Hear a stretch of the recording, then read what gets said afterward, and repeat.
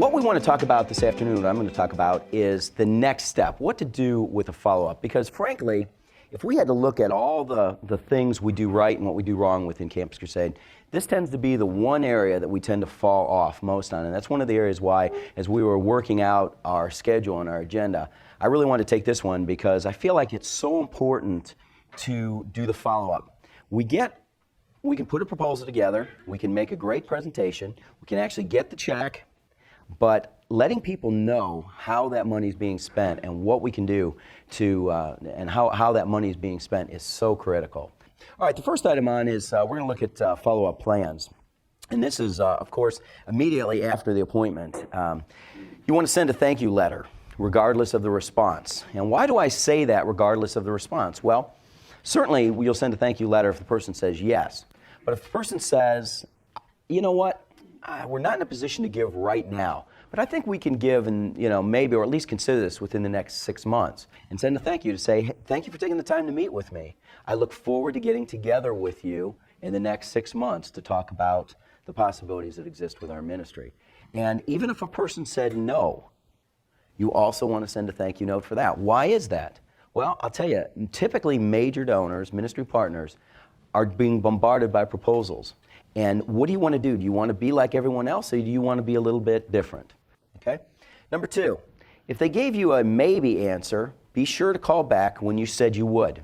Because, we love to project the worst case scenario. It's human nature many times. We need to always think, oh boy, we're bugging this person. When generally, in most cases, people are just so busy nowadays.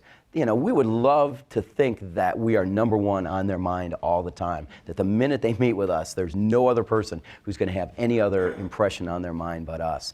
Doesn't happen. They've probably got another person coming in 20 minutes later asking them for money. So calling back is so important and making a difference. Okay, long-term cultivation of major partners. Number one, express appreciation for every major gift. Now, this sounds so simple, doesn't it? All of us raise our support. We all have sent thank yous. We've all received thank yous. I can tell you one example that really hit home for me was that I was working with a ministry leader, and we set in place a policy that said if you get a gift of $1,000 or more, that you're going to pick up the phone. Now, this was from a ministry leader. You're going to pick up the phone, and you're going to call that major partner, and you're going to thank them for their gift. That was just a standard policy. Well, about 2 days after setting this plan in motion, the ministry leader gets a $1,000 check, picks up the phone, has a great conversation with the person, enjoys it. They talk about a lot of different things, connect well, hangs up the phone. About 2 days later, he gets another check, same donor, for $1,000. Says, okay, Jim Dempsey said I should call any gift of $1,000. Picks up the phone. They talk about a number of different other issues, have a great conversation. 2 days later, he gets another check from this person for $1,000. Well, by this point, his palms are starting to sweat. And he does one of the worst things that a ministry leader could do. He got creative. And he decided to think, you know what? I'm going to kind of alter this strategy a little bit. So he gets on the phone. He says, Mr. Jones, before you say anything, I just want you to know I do thank you for your gift, but he said, I really don't want you to send another check. He said, I just love talking with you and appreciate, the conversations we have. And the ministry leader says, well, I do appreciate you saying that, but let's have a little understanding, a little agreement with each other. I won't tell you how to run your ministry if you don't tell me how to give. And he said, I have given a lot of gifts to ministries, and trust me, significantly more than I've ever given to your ministry. But you're the first president who bothered to pick up the phone and call and thank me for my gift. And boy, that hit home to me. It certainly hit home to him. And he, about a week and a half later, got a check for $5,000, and he's gotten somewhere between $50,000 and $100,000 a year from this ministry partner every single year because he bothered to pick up the phone and call. Lesson learned right there. I mean, that's just, and we think it's one of those things isn't that second nature? We take it for granted. But nowadays, we've gotten to be such a high-tech society that we forget about some of those basic high-touch elements. So you need to make sure, don't take it for granted at all that they're going to be saying that. Say thank you with an immediate phone call. These are for large gifts. Secondly, also a written letter. I also like to write a note. Why do both? Hey, didn't I just send him a thank you? Didn't I just pick up the phone and call him? Sure you did. But also let him know how much you care. There's something about putting things down in writing that's so important. Rich, question? For the tape, would a voicemail be sufficient? And the answer to that is that you want to begin to develop a relationship with that person. That's got to be your goal. Remember, it's about development, not fundraising. So you've got to be thinking long term all the time. So you really want to be doing everything you can to connect with the person. And what a great opportunity to connect, because so often they feel like you're calling, asking for money and everything. Legitimately, one of the easiest calls you or a ministry leader should make is that thank you call. So I would do everything you could to keep trying, not constantly leaving voicemails. Certainly you can leave the first voicemail to say, I wanted to call, thank you for your gift, we sure appreciate it. I'm going to try again later to get a hold of you. And I try, maybe 4 or 5 times. If legitimately you can't get them, they're just real busy, you've got a bad number or something, that's understandable. But I'd leave that initial voicemail and then continue to try after that. Because again, it's not about getting the task done. All right? Using existing mail strategies for cultivation. Long-term cultivation, certainly don't be afraid to look at your fund appeals as part of your cultivation strategy. Now, if someone just made a $10,000 commitment, you're not going to just all of a sudden follow up with a fund appeal for $150 or $200 2 weeks later. But don't be afraid to use fund appeals as a way of cultivating someone and letting them know what's going on. You might put on something simply as a fund appeal and have a little post-it note on the bottom with a personal note that says, this is a letter that we're sending out to all of our ministry partners. Thought you might be excited about this story. Appreciate your support and commitment to the ministry. So that they understand that this is something that you specifically took and you set aside and you gave them special attention, that you wrote that note to them for that. Number 2, newsletters. Certainly newsletters are very important, and make sure that you send on a regular basis to your ministry partners, your major donors, newsletters. But again, same strategy as I mentioned with the fund appeal letters. Maybe a little note or even something personal to the side, not something that in a sense defaces the newsletter, but something that specifically sets it aside to say, I have noticed that you're different than just the average individual. I am a huge advocate of what I refer to as an insider letter, and that is essentially a monarch-sized sheet of paper that has about 3 to 4 paragraphs of information. The first paragraph is essentially saying, here is, want to thank you for your gift. Here's some exciting things that happened as a result of your gift.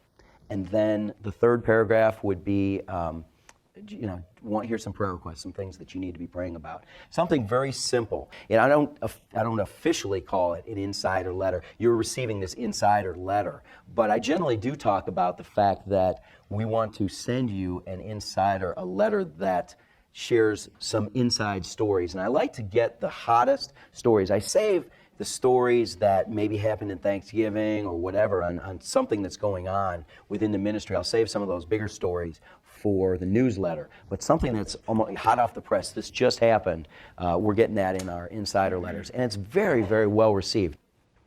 Number 2, remember birthdays and anniversaries. I've got reminders coming up all the time that are coming through, whether it be Plaxo, whether it be just my standard Outlook that I've got anniversaries and birthdays in there. You can put those birthdays in there and they'll just remind you of that at a certain frequency, maybe 3 or 4 or 5 days or a week beforehand. Makes a huge difference. I mean, I had a ministry partner this summer that essentially pretty much told me that I was the only person who had sent him a birthday card and how much he really appreciated that.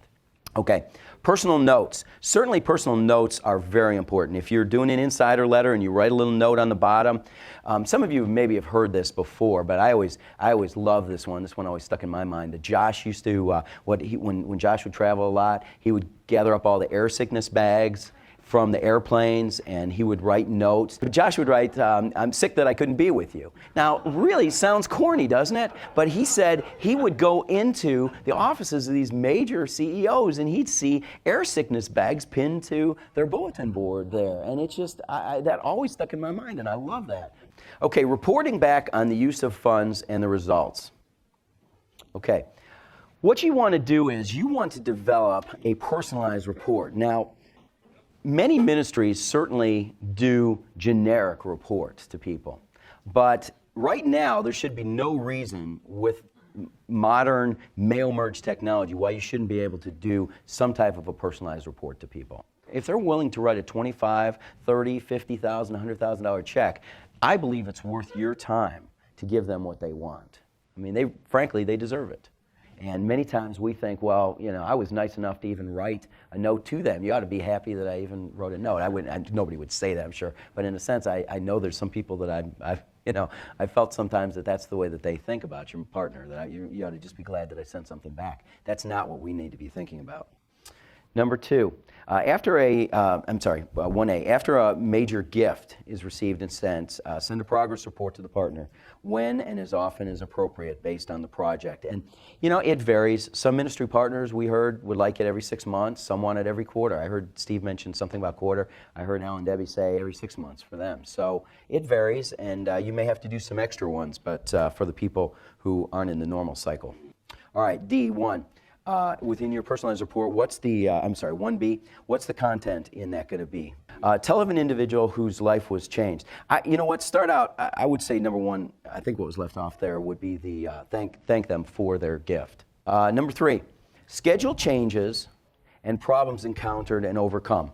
Now, essentially, if you have committed to them that you're going to have this done by this amount and something changes, if there's any schedule changes or problems that are encountered, remember Steve Scrimshire was saying this morning, be very transparent with your ministry partner.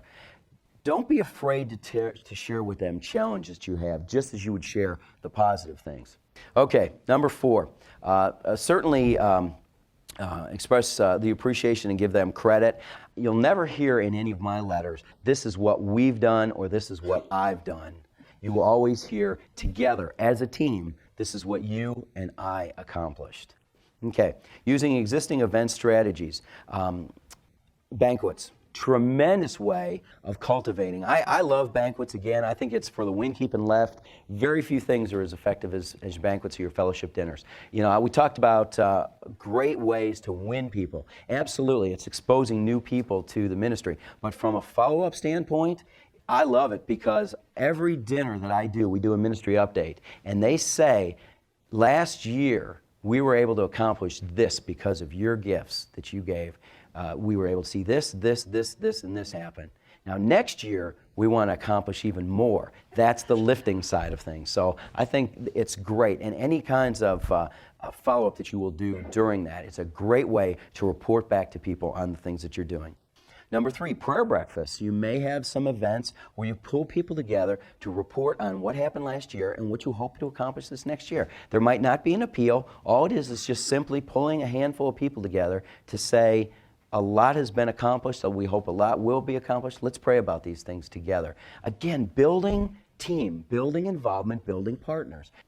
Number 4, other ministry events, as I talked about. Find ways to include people in and plug them in. If your ministry leader is one that goes out and speaks frequently, send people a calendar of events. It's very easy to email them. Here's where so-and-so is going to be in some of the major cities in the next 3 months speaking. Love to have you come join us. Glenn? Jim.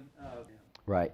The question was, how do you utilize the banquets as a way to really lift and pull people into the ministry and get them involved as major donors? Initially, I always see the dinners. I love to do kind of skim the cream off the top. I like to generally connect immediately with people who have given gifts of $500 or $1,000 or $2,500 immediately. So within the next 24 hours, I'm on the phone making calls. If I do a Friday night dinner, we've got teams of people that are some people are sending out the letters while other ministry leaders are calling the next morning. You'd just be amazed how it just blows people away when they actually get a call the next morning. And what I love to do is I like to look for opportunities for that handful of people that I've skimmed off the top. I like to look for opportunities to involve them in other things. Now, certainly meeting with them face to face is a big thing. Number 2, getting them to other events. If you do a major donor weekend, love to plug them in. It's a great way to get them plugged into a briefing or some type of major donor weekend that you're doing. All right, major partner event strategies. Certainly small group dinners is a great way to pull people together. Introductory dinners or lunches. Certainly having an event in an area where it kicks off as you're getting ready to start something. Weekends away. Again, some of you already do that. Briefings, summits, getaways, Here's Life World events, any of those kinds of things. I know Family Life Jesus Film do those on a regular basis, and Student Venture does a great one. So those are the kinds of weekend events where you are getting an extra amount of time with your ministry partners. Again, they feel like it's something special. So there's a lot of creative things that you can do with weekend events. Special hobby events. If you've got someone who has an interest in fishing, an interest in hunting, an interest in skiing, snowmobiling, whatever, some type of interest where you gather people together to have fellowship and then also provide an update on what the ministry is doing is extremely effective. Okay, number 5, weekly or monthly Bible studies. Certainly do not be afraid to minister to your ministry partners. Sometimes we get a little fearful that, hey, if I have to get vulnerable or get a little honest or actually be in a study where I actually have to show whether I've got some skills in leading Bible studies and things, sometimes we get a little bit nervous about that or be afraid. Don't be afraid. Meeting their needs will eventually meet your needs as well, too. Okay, ministry immersion strategies, vision trips and to ministry sites. You want to make sure, if you can, get the people plugged into to some of the activities that you're doing outside. Don't be afraid to take people. I know that it sometimes can be a planning nightmare. It takes a lot of work to organize a vision trip, but I believe it's well worth it. When you have Steve Scrimshire saying, I remember when I was overseas and this happened and that happened and I met these people, man, that was worth all the hours and hours and hours and hours it took to plan that trip. Visits to headquarters and offices. Now, many of you are not necessarily, in the most beautiful places in the world for your headquarters, and you probably wouldn't necessarily want to show, but some of you do. I mean, there's a reason why when you go down these hallways, these little porticos down here, you'll see that there's names of people on here, from board members to in the East Building, there's founders and partners. There's a reason why, because when those people walk through there, certainly their rewards are in heaven, and those names are on there, but they're also on there to, number one, to appreciate those people that gave, but also to challenge other people to be part of some exciting strategies as well. Number 3, invitations to speaking engagements of ministry leadership. Again, don't be afraid to challenge them, and it's not hard to just send an e-blast out to your ministry partners that lists the specific locations that your ministry leader or events that you're going to have. Individual marketing plans for major partners. Using monthly giving tables.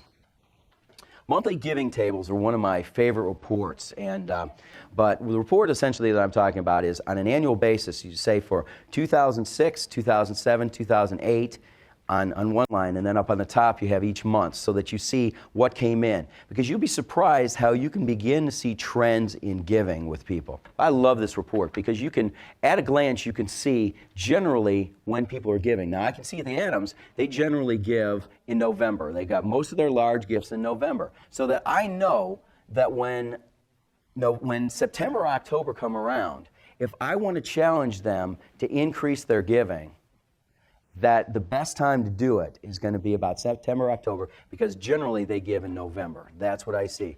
And then certainly set aside some goal setting. You need to set aside for each ministry partner, what are your goals for them for the year? What do you hope to accomplish with their giving? And that's why I say it's important to be very specific. Whether you are a caseload manager and you've got a handful, you've got 25, 30, 50 ministry partners, you need to be setting goals. And hopefully, as Dan does, I know with all his reps, you need to be setting goals for yourself for each one of these people. And you need to be looking at that very clearly. If you're a development director and you've got reps, you need to be holding them accountable to those goals. And if you're a rep, you need to be having goals for each of your ministry partners. D, determine individualized marketing plans for each of them. And what I recommend is taking a calendar for each individual person. And what do you want to do each month for these people? Some people you might want to call. There's a strategy that I like to incorporate a lot, which is 333, which is three letters, 3 phone calls, 3 visits each year for a ministry partner. And you can graph that over a 12-month period of time and space that out so that generally something is happening every 3 months. So you got generally letter, then phone call, then visit, then skip a month. Letter, phone call, visit, skip a month. You can do that, and you can get them 3 times in a year. What you want to do is determine the best months for asking based on giving history. And again, that's why I love that 3-year, month-by-month report, because you can begin to see what are the trends, where are people giving generally. Number 2, determine the best project to ask based on their interest and past giving. Some of you, I had mentioned on Monday, Jim Topmiller had a great story of a couple that he went into to sell everystudent.com. And went through the whole, just as he had been doing for appointment after appointment after appointment, by rote, just shared about the internet and how we saw 40,000 students come to Christ last year and how excited that was. And at the end of the appointment, the major donor said, well, you just need to know that I think the internet is of Satan, and my wife thinks even worse of it. Well, that was not doing his homework, right? And he learned a valuable lesson on that. You've got to do your homework and know what projects they're excited in and what they're interested in. You don't want to be selling them on something that they have no interest in, right? Number 3, set a goal for total giving based on these criteria. Their past annual gift totals.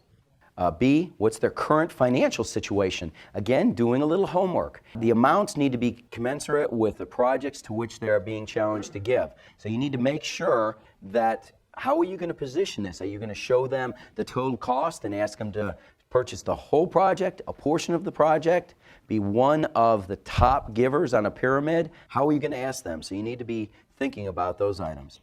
D, what's the past cultivation relationship? Is this the first meeting you've ever had? Is this the first meeting personally you've had with them? Have you brought your ministry leader in the past? What kind of relationship have you had with people in the past? Number 5, determine what immersion activities. What are you going to plug them in? Are you going to get them involved in a banquet? Are you going to get them involved in a briefing, in a major donor event, a small dinner party?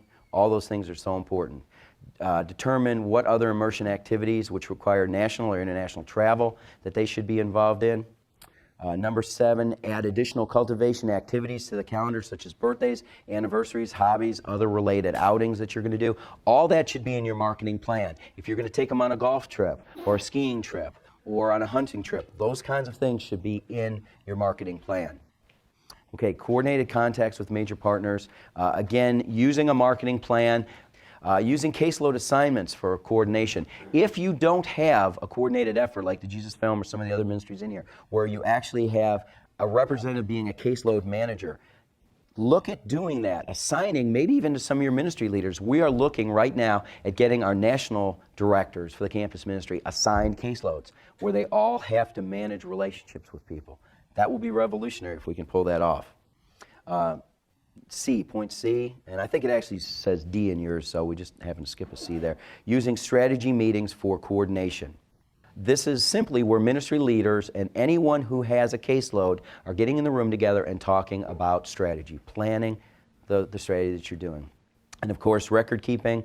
Number 1, make sure that you have contact reports for all face-to-face or phone contacts with people. You're putting that information. Mike's going to be talking about Goldmine, other software that you can use. Highly recommend Goldmine, especially until the conversion comes, and Mike will be probably talking a little bit about Connect and Care, some of the things we're going to be doing there. But make sure you're recording all that information. As much as you would love to believe that you're going to be with your ministry for a lifetime, it just won't happen. You need to track that information so you've got it, so that the next person knows that 4 years ago you made a challenge for this amount of money, and it's there. A, the name, you want to have, of course, the name of the major partner or the prospect in there, the date, time, duration, and location. You want to have the challenge amount and project and results are all in there. That's C. Request for referrals and results, all that needs to be recorded in your Goldmine. Brief 1 or 2 sentence description of what happened on the appointment. Again, if you're not a write note kind of person, do what Dan does. Take a dictating machine with you or put it in your PDA or something and send it as an email to yourself or to your administrative assistant to take care of that. And then any promises you made for further information. Worst thing you can do is make a lot of promises. I'll pray for you, I'll send you a report, I'll do this, and then not send it. Worst thing you can do. So make sure you have that. Any office follow-up that's required, make sure that that's listed in there. And then certainly your name, because it's important to know who was involved in this process. And then certainly your contact history, you want to make sure you're keeping a chronological list of all contacts with a major partner by mail, phone, events, and personal visits and phone calls and information that way. And then certainly your monthly giving tables, and I had showed you that report that Mike had, and Mike will show you some of those reports as samples in the next session. Copies of all correspondence, and certainly, you know, in this day and age, you can scan a lot of those things in, so that you don't have file cabinets and file cabinets and file cabinets. In the 80s, we used to just have a whole locked-in room that was half of a building, all with file cabinets full of contact information, reports, and things. Nowadays, you can scan a lot of that stuff and put it into the computer. Let's see, and then copies of all reports to the partner, things that you sent them for reporting back, newspaper, magazines, articles about the major partner that you maybe scanned in, and then keep a tickler file or an electronic calendar to remind you of things that you need to get back to them about. Any major events, including involving your major partners, their weddings, their anniversaries, anything that they came to, a briefing, you're keeping track of all that stuff, and Mike will talk about those things later. He's got a lot of that on in the computer system, and upcoming annual gift dates.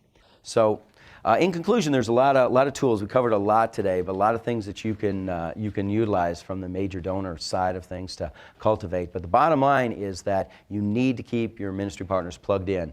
Getting the gift is just the beginning. That's the first step. There are a lot of steps after getting that gift. And if you drop the ball after the gift, that will be the last gift you get from that person.